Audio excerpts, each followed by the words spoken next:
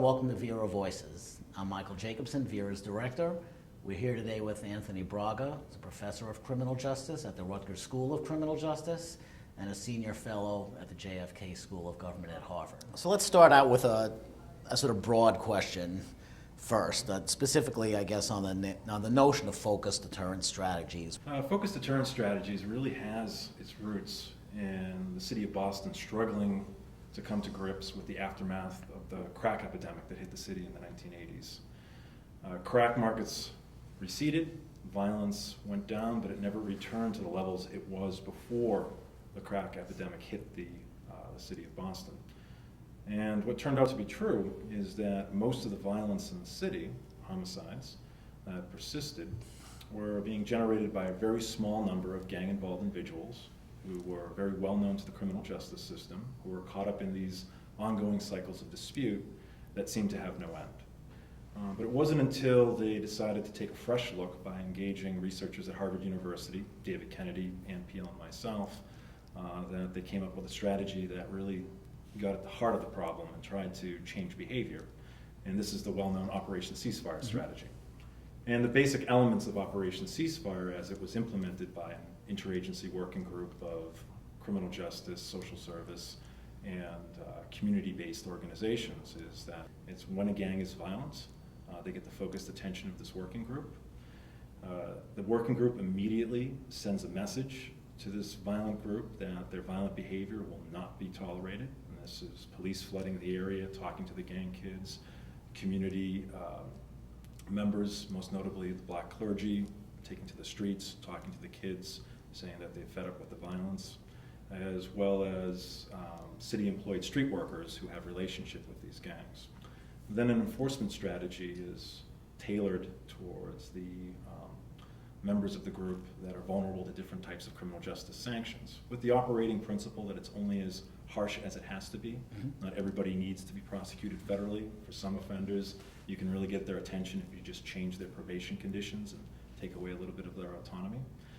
And then you really need to continue that communication strategy to draw that cause and effect in the minds of those that you're trying to change their behaviors. And the pinnacle of this in a focused deterrence strategy is this direct conversation. In Boston, it took the form of a call-in where members of the targeted gang would be brought into a room and law enforcement would say, hey, the reason why we're subjecting you to these enforcement actions is because of the violence. We're tired of the violence and we're going to do everything that we can to stop it now. So let me follow it up with a couple of questions. One is, now why don't you talk for a couple of minutes about what the key principles are? One of the principles is it's important to recognize that this is not a deal with gangs, that their routine offending, whether it's breaking into houses, selling drugs, is not being ignored. What it is making a promise and delivering on a guarantee that if they kill somebody or commit serious gun violence in the neighborhood, that they're guaranteed to get a particular response. It's also important to recognize that this is not a gang elimination strategy. Nobody who was part of the working group in Boston felt that it was possible or even desirable to eliminate gangs from the city. Gangs exist for very complex reasons, and the idea is really to change their behavior. Some of the important themes in these conversations that the working group has with gangs, one is the idea of legitimacy and procedural justice. There's a fairness to the approach, that gangs are warned. If you are violent, this is what will happen to you. They're given choices. It's not just using a stick. There's also plenty of carrots that are made available for those that want to take advantages of services. Having the community involved in these discussions also provides an important mechanism for transparency, because often what law enforcement agencies do in communities is a mystery to them. And then most importantly, it's an exercise in trying to get deterrence right. In terms of the evidence, in Boston, once the ceasefire intervention was launched, it was followed by a 63% reduction in youth homicide and large, roughly of about a third to a quarter reductions in indicators of non-fatal serious violence. When they stopped doing ceasefire in the city of Boston, homicide and gun violence slowly started to creep back up, and when they adopted it again in 2007 under a new police commissioner, you saw very similar results.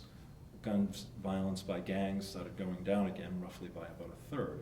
there's probably not enough of you and David Kennedy to just go around and a few more people and do this. Like how do you get localities to build their own capacity to do this work in a rigorous, meaningful way, without just having a few people who are great at it just sort of run around the country? It would require a tremendous amount of training, Right. Because you really need to develop the local expertise, but you also have to respect the fact that although there's parallels across cities, there are also important differences across cities. Cities' problems play out in interesting ways. What goes on in Boston looks very different than what happens in Baltimore, which is different than what happens in Oakland. Right. So you really need to have this capacity to tailor these ideas to local conditions and also to local organizations that have varying strengths and weaknesses as well. So you need this, a national effort to try and train folks and get them off the ground so they can do this work on their own. You get the demand side of this, and I mean, we know from our own work, it's always easy to talk about getting things up to scale or replicating sort of across the country, but the fact is, it is very intensive work, and as you say, there are different local, legal, political, fiscal cultures everywhere you go, so we know it's not easy. I think there is a strong evidence base that these strategies do indeed work. It certainly needs to be strengthened. We need stronger tests, and we also need to do a lot more work figuring out why you see these changes.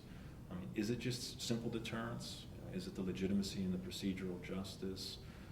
What are the dynamics at play? What are the important elements of these strategies that jurisdictions who are implementing them should be looking at? Well, it's all fascinating and really important work, and thank you again for coming here to talk to us about It's a it. pleasure to be here. Thanks a lot for giving me an opportunity to speak.